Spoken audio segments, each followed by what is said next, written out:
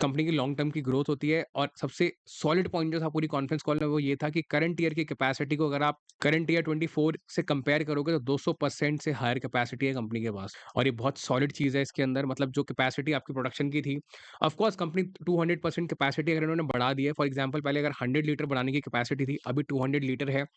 Hi everyone, तो discuss करेंगे Varun beverages limited को और वीबीएल मार्केट का एक बहुत ही फेमस स्टॉक है, बहुत लोगों के पास में है और जिनके पास में है उनका मेन सवाल यही है कि क्या स्टॉक को बेच दें। स्टॉक को इसलिए बेचने की बात लोग सोचते हैं क्योंकि इसमें ग्रोथ काफी सॉलिड रही है, किसी ने 200 के भाव में लिया है, किसी ने 300 के भाव में लिया है, मल्टीबैगर बन गया है लोगों के लिए। और जिनके पास में नहीं है उनका सवाल ये रहता है कि क्या वीबीएल को अब खरीद सकते हैं क्योंकि पीछे की ग्रोथ को देखते हुए क्या आगे की ग्रोथ हम फोरकास्ट कर सकते हैं। तो देखो पीछे की ग्रोथ जो होती है ना वो आगे की ग्रोथ की गारंटी नहीं होती। लेकिन हाँ, हम ये कॉन्फ्रेंस कॉल पढ़ सकते हैं, इसमें क्या आगे कंपनी कैपेक्स कर रही है, क्या ग्रोथ आगे रहने वाली है, मैनेजमेंट के क्या व्यूज़ हैं, उसको देखते हुए एक अंदाज़ा लगा सकते हैं कि हाँ, ग्रोथ आगे रहेगी या नहीं रहेगी। ठीक है? तो वीडियो के अंदर मैं पूरा एनालिसिस आप लोगों को दूँगा, खरीदना है, बेचना है, ऑफ कोर्स कोई रिकमेंडेशन मैं आप लोगों को नहीं दूँगा, ये कोई बाय सेल रिकमेंडेशन नहीं होगा, सिर्फ एजुकेशन पर्पज़ का वीडियो होगा, खरीदना है, बेचना है, आप अपने फाइनेंशियल एडवाइज़र से ज़रूर डिस्कस कर लें, फिर कोई डिसीजन इसके अंदर बना लें। मेरी सिंपल कोशिश रहेगी मैं आपको एक अच्छी क्लैरिटी दूँ, इसके फाइनेंशियल्स के बेसिस पे, इसकी प्रेज़ेंटेशंस के बेसिस पे। तो वीडियो को शुरू करते हैं और ये एक लार्ज कैप कंपनी है, 1,87,000 करोड़ की इसकी मार्केट कैप है, बहुत बड़ी मार्केट कैप है। अगर आप इसका प्रोडक्ट पोर्टफोलियो देखेंगे तो इनका प्रोडक्ट पोर्टफोलियो काफ़ी वास्ट है। आप ये देख रहे हो वैरायटी की कोल्ड ड्रिंक्स में ये लोग डील करते हैं, सॉफ्ट ड्रिंक्स हैं, एनर्जी ड्रिंक्स हैं, केसर बादाम मिल्क है, ठीक है, स्टिंग वगैरह बेचते हैं और वाटर बॉटल है। और जो इनकी रीच है वो बहुत बड़ी है। इंडिया के अंदर नेटवर्क आप देख सकते हो, पूरा यहाँ पे इन्होंने पूरा फैला रखा है पूरा मैप में जहाँ-जहाँ पे आपको ये पेप्सी का सिंबल दिख रहा है यहाँ पर है। श्रीलंका में भी इनकी प्रेज़ेंस हैगी, नेपाल में इनकी प्रेज़ेंस हैगी, ठीक है, आउट ऑफ अगर इंडिया की बात करें प्लस काफ़ी बड़ा जो एक ये लोग चंक एक्वायर कर रहे हैं वो है यहाँ अफ्रीका के अंदर। साउथ अफ्रीका आप यहाँ देख सकते हो, Namibia, Zambia, Mozambique, Zimbabwe, Morocco ये सब पूरा ये लोग कवर कर रहे हैं धीरे-धीरे करके और वो सारी चीज़ें उन्होंने अपनी कॉन्फ्रेंस कॉल के अंदर बता रखी हैं। तो इसीलिए इनका मार्केट कैप बहुत बड़ा आएगा। स्टॉक पीई 88.5 का है, मार्केट काफ़ी ज़्यादा इसको स्टॉक पीई देता है और ये बहुत एक्सपेंसिव है स्टॉक पीई, काफ़ी महँगा स्टॉक है। महँगा क्यों है? क्योंकि रिटर्न काफ़ी हेल्दी है। आरओई 35% का हैगा, आरओसी 28% का हैगा। इसीलिए दूसरी चीज़ कंपनी की अगर आप ग्रोथ देखोगे तो बहुत हेल्दी है। पिछले 3 साल की ग्रोथ आपके सामने है 36%, 49%, 21%। तो जब रशिया-यूक्रेन वॉर हो रहा था, जब इंटरेस्ट रेट हाइक हो रहे थे, बाज़ार गिर रहा था 2022 के अंदर लेकिन ये स्टॉक तब चल रहा था। ठीक है? पूरे आप देख सकते हो 2022 से लेके 2024 में है। आपके सामने की ग्रोथ है, इसको कोई ज़्यादा इम्पैक्ट नहीं हुआ। थोड़ा बहुत ये करेक्शन इसने दिखाया है यहाँ पे 10-20% का और वापस से स्टॉक चल जाता है। क्यों? क्योंकि यहाँ पे ईपीएस की ग्रोथ आती है, प्रॉफिट की ग्रोथ आती है। इसीलिए काफ़ी हेल्दी ग्रोथ इसने दिखाई। डेट टू इक्विटी 0.78 है, कंपनी के ऊपर काफ़ी हेल्दी डेट नज़र आती है और हेल्दी डेट कितनी है आप देख सकते हो 5400 करोड़ की डेट है जबकि रिजर्व्स 6200 करोड़ के ही है 6200। तो ये डेट कंपनी क्यों ले रही है? कंपनी ये डेट मेजरली जो इनकी कॉन्फ्रेंस कॉल अगर आप यहाँ कहीं पढ़ोगे तो इसमें मेंशन किया हुआ है कि ये लोग कैपिटल एक्सपेंडिचर कर रहे हैं और दिख भी रहा है वो चीज़ आप देख सकते हो इनके फिक्स एसेट्स बढ़ रहे हैं। फिक्स एसेट्स कैसे बढ़ रहे हैं? लगभग 6400 करोड़ था, फिर उसके बाद 69 हो गया, 700 के 7000 के आसपास आ गया और अभी 8400 करोड़ पे है और आगे भी ये लोग कैपेक्स कर रहे हैं। कितना कर रहे हैं? 1900 करोड़ तो 2023 में ये लोग कर चुके हैंगे और आगे लगभग 3600 करोड़ के आसपास का नंबर इन्होंने दे रखा है कि ये और खर्चा करेंगे। तो नेट-नेट कंपनी कैपेक्स कर रही है इसीलिए इनके पास में डेट है और डेट की जो दर है आपको बता दूँ यहाँ पे जो आप नेट प्रॉफिट देख रहे हो यहाँ पे 292 करोड़ जो हैगा इन्होंने इंटरेस्ट में पे किया है। ऑफ कोर्स लगभग 300 करोड़ रुपए इंटरेस्ट में पे करना कोई छोटी-मोटी बात नहीं है। बहुत सी कंपनीज़ का पूरा प्रॉफिट ही 300 करोड़ होता है। बहुत सी कंपनी का रेवेन्यू ही सिर्फ 300 करोड़ होता है और ये कंपनी सिर्फ इंटरेस्ट में पे कर रही है। तो इनकी जो ब्याज की दर है वो लगभग 8% की है अभी की क्योंकि इंटरेस्ट के रेट्स बढ़ जाएँगे। लेकिन जब इंटरेस्ट रेट कट होगा तो डेफिनिटली आपको ये इंटरेस्ट कम होता हुआ नज़र आएगा और अगर इंटरेस्ट की जो कॉस्ट इनकी कम होगी तो यहाँ नेट प्रॉफिट और बढ़ेगा। तो लगभग मुझे लगता है 6 सवा 6% तक वो जाएगा 8% से घट करके तो लगभग 1.5% या पौने 2% तक की जो एक बेनिफिट होगी और ऑफ कोर्स वो आप कैलकुलेट कर सकते हो इसके नंबर के ऊपर जो बोरिंग्स का नंबर है तो काफ़ी बेनिफिट यहाँ देखने को मिलेगा। ठीक है?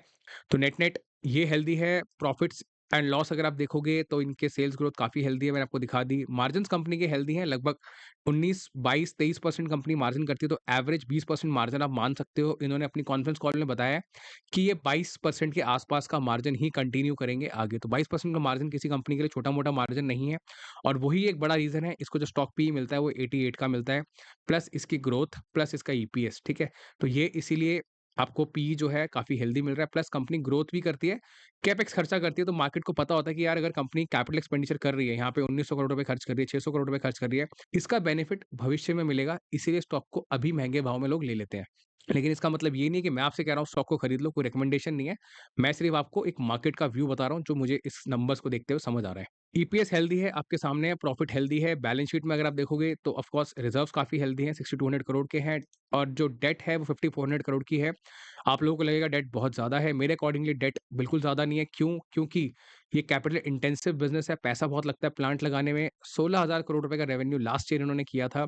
दिसंबर 23 इनका जो ईयर चलता है वो जनवरी टू दिसंबर चलता है, इसीलिए यहाँ पे आपको दिसंबर में पूरा साल क्लोज़ होता हुआ नज़र आ रहा है। तो इतनी कोई बड़ी बात नहीं है क्योंकि 2100 करोड़ रुपए पूरा प्रॉफिट इन्होंने किया है। 2100 करोड़ का प्रॉफिट करने वाली कंपनी के लिए 5400 करोड़ की डेट कोई प्रॉब्लम नहीं है, मतलब it's just a peanut for them, वो पे कर देंगे ईज़िली, क्योंकि जिस हिसाब से इनका प्लांट वगैरह रन अप होगा, जिस हिसाब से ये लोग रेवेन्यू करेंगे, ये मीट आउट कर लेंगे उसको। बात करें इनके इन्वेस्टर्स पोर्टफोलियो की, हेल्दी है, प्रमोटर के पास 62% स्टेक है, एफआई की बहुत हेल्दी कन्विक्शन है। डीआई को ज़्यादा मौका नहीं मिला खरीदने का, लगभग 4% है, पब्लिक के पास भी ज़्यादा स्टेक नहीं है, लगभग 7% के आसपास है। तो नेट-नेट फाइनेंशियल्स बहुत हेल्दी हैं, फंडामेंटल्स बहुत हेल्दी हैं। बात करें अगर इनकी हम कॉन्फ्रेंस कॉल की, ये लेटेस्ट कॉन्फ्रेंस कॉल है जो कि फ़ेब में हुई थी। ऑफ कोर्स अब जो रिजल्ट आएगा इनका क्वार्टर 1 आएगा इस साल का। जैसे मैंने आपको बताया ये जनवरी टू दिसंबर चलता है तो क्वार्टर 1 आएगा, वो भी हम डिस्कस कर लेंगे। लेकिन क्वार्टर 1 के अकॉर्डिंगली हम एक अंदाज़ा लगा सकते हैं कि रिजल्ट कैसा हो सकता है और वो आप लगाओगे, मैं आपको बता देता हूँ किस तरीके से। कंसोलिडेटेड सेल्स ग्रोथ इनकी जो रही थी लास्ट क्वार्टर में 13.9%, लगभग 14% की थी, ठीक है? और उसके अंदर जो रेवेन्यू बढ़ा था 21% से बढ़ा था। तो वॉल्यूम ग्रोथ होना बहुत ज़रूरी है किसी भी कंपनी के लिए। क्यों? क्योंकि रेवेन्यू तो आप अपने प्राइस को बढ़ा के भी कर सकते हो। रेवेन्यू बढ़ाना कोई मुश्किल थोड़ी है। आप प्राइसेज़ को बढ़ा दो, रेवेन्यू बढ़ जाएगा। तो यहाँ पे जो ग्रोथ आ रही है वो वॉल्यूम की वजह से आ रही है, ठीक है? और ग्रोथ जो आ रही है उसके हिसाब से इनका पैट भी बढ़ रहा है। क्यों? क्योंकि कंपनी के मार्जिन्स हेल्दी हैं। इनकी जो स्ट्रैटेजिक ऑब्जेक्टिव्स हैं, जो मैंने ग्रीन हाइलाइट किया हुआ है, इसीलिए किया हुआ है क्योंकि आप यहाँ पे देख सकते हो इनका नेटवर्क डिस्ट्रीब्यूशन बहुत स्ट्रॉन्ग कंपनी ने कर रखा हैगा। किसी भी कंपनी को जो कि बेवरेजेस के अंदर है, या फिर आप एशियन पेंट को ले लो, या फिर आप किसी भी सीमेंट कंपनी को ले लो, इनके प्रोडक्ट ऐसे होते हैं कि इनको पहुँचाने पड़ते हैं। अगर ये नहीं पहुँचाएँगे तो कस्टमर कोई और ले लेगा। फॉर एग्ज़ाम्पल अगर आप सीमेंट खरीदने जा रहे हो तो आप अंबुजा सीमेंट ना लेकर के आप जेके सीमेंट ले लोगे या कोई और सीमेंट ले लोगे, क्योंकि आपको अपना काम कंटिन्यू करना है। सेम तरीके से जिस कस्टमर को प्यास लगी है वो पानी खरीदने के लिए वेट नहीं करेगा कि एक्वाफीना पीना है, वो बिसलेरी पी लेगा। वो कोई और पानी पी लेगा। सेम तरीके से कोल्ड ड्रिंक, आपको फ्रिज में अगर पेप्सी दिखेगी, आप पेप्सी ले लोगे, आपको मिरिंडा दिखेगा, मिरिंडा ले लोगे, ठीक है? मतलब आप सेम कैटेगरी के अंदर कोई और ले लोगे। अगर आपका डिस्ट्रीब्यूशन स्ट्रॉन्ग है, फ्रिज में प्रोडक्ट दिख रहा है, कस्टमर प्रेफर करेगा, नहीं दिख रहा है, वो दूसरा लेगा और निकल जाएगा। तो इनका क्लियर बिज़नेस है, डिस्ट्रीब्यूशन का क्लियर बिज़नेस है, चिलिंग इंफ्रास्ट्रक्चर, मतलब कि अगर आप शॉपकीपर को एक फ्रिज दे रहे हो, तो ऑफ कोर्स वो प्रेफ़रेंस लेगा आपके सामान को बेचने की, वो पूरी टर्म्स एंड कंडीशंस होती हैं, ठीक है? वो कोई और नहीं बेचेगा। तो इसीलिए कंपनी अपना चिलिंग इंफ्रास्ट्रक्चर और डिस्ट्रीब्यूशन पे काफ़ी ज़्यादा फ़ोकस्ड है, बहुत सॉलिड तरीके से उसको एक्सपैंड कर रही है। और इन्होंने बताया कि ये हर साल 4 लाख से 5 लाख नए आउटलेट्स ऐड करते हैं, वो कहीं न कहीं आपको पढ़ने को मिल जाएगा। मैंने कोई हवा में 4 लाख 5 लाख नहीं बोला है, यहाँ पे लिखा हुआ है। तो 4 लाख टू 5 लाख अगर आप अपने आउटलेट्स को इंक्रीज़ करो, दिस मीन्स कंपनी बहुत एग्रेसिवली अपने नेटवर्क को बढ़ा रही है। ऑफ कोर्स ये अक्रॉस द ग्लोब का नंबर है, इंडिया का नंबर भी है इसके अंदर, श्रीलंका का भी है, अफ्रीका वगैरह का भी है। तो ये एक बहुत बड़ा एक ग्रोथ का नंबर है, प्लस कंपनी कंटिन्यू करेगी उसको आगे इंक्रीज़ करने के लिए। और कैसे करेगी? ऑफ कोर्स नई-नई ज्योग्राफीज़ में जाएगी, इंडिया के अंदर भी और बाहर भी। बाकी कुछ ग्रीनफ़ील्ड और ब्राउनफ़ील्ड इनके प्रोजेक्ट्स हैं, वो सभी लोग स्टार्ट कर रहेंगे। एक साउथ अफ्रीका के अंदर कंपनी है, बेवरेज कंपनी के नाम से, उसको ये लोग एक्वायर कर रहे हैं, उसका पेपर वर्क वगैरह चल रहा है, जिससे इनकी प्रेज़ेंस जो है अफ्रीकन रीजन में बहुत स्ट्रॉन्ग हो जाएगी। क्यों? क्योंकि उससे ऑफ़ कोर्स इनका जो डिस्ट्रीब्यूशन नेटवर्क है, वो स्ट्रॉन्ग होगा। कंपनी कंटिन्यू करेगी अपनी स्ट्रेंथ को बढ़ाने के लिए इंडिया में और इंटरनेशनली अपने प्रोडक्ट को पहुँचाने के लिए। और सबसे इम्पोर्टेंट चीज़ ये है, देखो अभी तक की ग्रोथ मार्केट ने यहाँ पे देख रहे हो आप, पूरी की पूरी प्राइसिंग कर ली है, मार्केट बहुत तेज़ी से चलता हैगा। अब बात करते हैं ऑफ कोर्स आगे की ग्रोथ क्या रहेगी? आगे की ग्रोथ आएगी देखो कैपेक्स के बेसिस पे। 850 करोड़ खर्च किया है, किस चीज़ के ऊपर? 2 न्यू ग्रीनफील्ड प्रोजेक्ट्स इन्होंने बनाए हैं, एक बूंदी राजस्थान में, एक जबलपुर में, और 800 करोड़ रुपए इन्होंने खर्च किया हुआ है। ऑफ कोर्स अपनी एक्जिस्टिंग कैपेसिटी है इनकी, उसके अंदर 6 नई कैपेसिटी को ये लोग और एक्सपैंड कर रहेंगे, और बाकी का जो पैसा है ये लोग ऑफ कोर्स विदेश में खर्च करेंगे।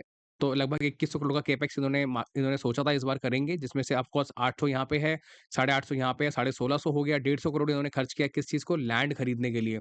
तो कंपनी जो है बहुत ही फ्यूचर के बारे में सोच के कर रही है, फोरकास्ट करते हुए कर रही है। प्लांट अभी बनाना शुरू नहीं किया है वहाँ पे, ठीक है? एक एंटिसिपेशन है कि हिमाचल में और बिहार में इन्होंने लैंड पहले ही ले लिया है।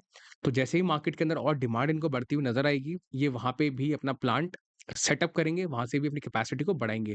तो आपके सामने है कैपेक्स बहुत हेल्दी है, ठीक है? 2100 करोड़ का कैपेक्स यहाँ पे है, 150 करोड़ की लैंड कंपनी ने ले लिएगी, प्लस 1200 करोड़ से 1500 करोड़ ये इस साल भी खर्च करेंगे। वो चीज़ उन्होंने यहाँ कहीं बता रखी है कि आप देख सकते हो, कहीं न कहीं इसको पॉज़ करके आप पढ़ लेना, ठीक है? देखो यहाँ इन्होंने बता रखा है करंट ईयर 3600 करोड़ रुपए है, 600 करोड़ जो है इन्होंने इंटरनेशनली खर्च करना है और 3000 करोड़ ये लोग इंडिया में खर्च करेंगे। तो बहुत हेल्दी काफ़ी कंपनी खर्चा कर रही है अपने कैपिटल एक्सपेंडिचर के अंदर, अपनी कैपेसिटी को एक्सपैंड कर रही है और देखो जैसे-जैसे कैपेसिटी एक्सपैंड होगी वैसे-वैसे चीज़ें बढ़ेंगी। और जो मैंने आपको बताया कंपनी ऐड करती है आउटलेट 4 लाख से 5 लाख वो यहाँ मेंशन किया हुआ है।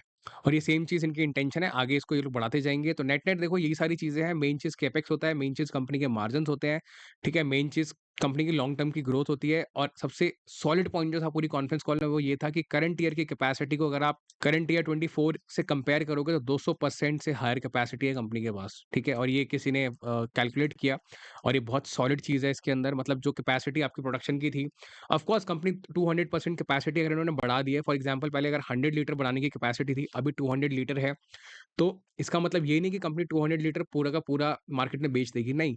कोई भी प्लांट 100% ऑप्टिमाइज़ेशन पे नहीं चलता है, 100% कैपेसिटी पे नहीं रन करता है। अब 60-70% तक अगर रन कर जाए तो बहुत बड़ी बात है। तो इनकी कैपेसिटी अगर बढ़ रही है, इसका मतलब ये नहीं है कि आप रेवेन्यू को भी डबल होता हुआ नज़र सोच सकते हो, ठीक है? अगर रेवेन्यू 16,000 करोड़ है पिछले साल का, तो कैपेसिटी अगर 200% बढ़ गई, इसका मतलब ये नहीं कि 32,000 करोड़ का रेवेन्यू आ जाएगा, नहीं। वो एक असम्पशन गलत है क्योंकि 70% 50% तक का ही नया ऑप्टिमाइज़ेशन आता है एक्सिस्टिंग प्लांट के ऊपर।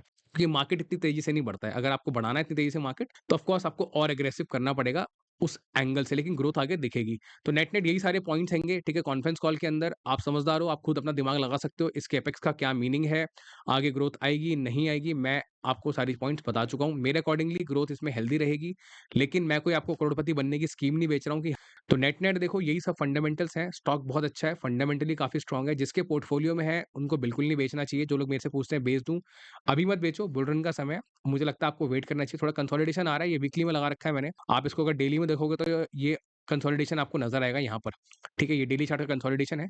यहाँ से लेकर के यहाँ तक, दिसंबर से लेकर के अभी तक भाव लगभग आस-पास में ही है, कोई बहुत तेज़ी इसके अंदर बनी नहीं है। तो नेट-नेट अच्छे कंसोलिडेशन का मतलब क्लियरली ये होता है कि लॉन्ग टर्म में स्टॉक जो है आगे चलने के लिए तैयार हो रहा है। कैसे तैयार हो रहा है?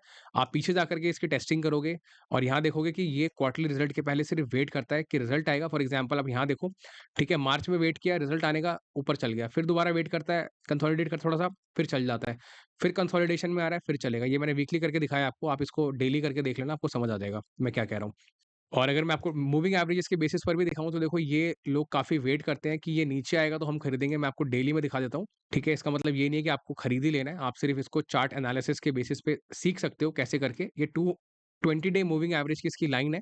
ये येलो वाली लाइन जो है 20 डे मूविंग एवरेज है, इसको टच करते हुए चलता है। बहुत थोड़ा-सा नीचे आता है, मौका देता है लोगों को।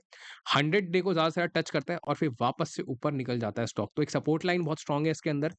किसी को अगर लगता है उसे खरीदना है, आपकी मर्ज़ी है, आपको ये सारी कहानी अगर समझ आती है, तो आप एक्जिस्टिंग प्राइस से भी देख सकते हो, लेकिन आपका व्यू 2 साल, 3 साल का लेके चलना क्योंकि जो वैसे मैंने प्लांट की पूरी कहानी आपको समझाई कि लैंड होती है, उसके बाद में प्लांट शुरू होता है, फिर ग्रोथ आती है, कंपनी एक्सपेंशन कर रही है, एक्विजिशन कर रही है।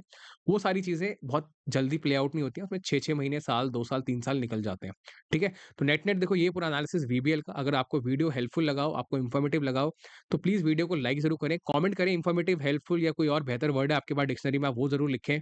कोई सुझाव है आपका मेरे लिए जो आपको लगता है कि मुझे इम्प्रूव करना चाहिए किसी भी चीज़ को, आप वो भी ज़रूर लिखें, हम उस पे ज़रूर काम करेंगे। और मेरे चैनल पे आपको और भी वीडियोज़ मिल जाएँगे अगर आप लॉन्ग टर्म व्यू के हिसाब से स्टॉक्स को देख रहे हो। काफ़ी स्टॉक्स जो है मैंने कवर किए हुए हैं, जैसे आप यहाँ देख सकते हो, सभी के अंदर कॉन्फ्रेंस कॉल आपको मिलेगी, लॉन्ग टर्म का व्यू मिलेगा, सारी चीज़ हम कवर करते हैं। आप अगर साल भर पुराना वीडियो भी देखोगे, तो भी आपको उसके अंदर अच्छा व्यू मिल जाएगा लॉन्ग टर्म के हिसाब से। तो इस वीडियो के लिए इतना ही, मिलते हैं अगली वीडियो में। Thank you so much.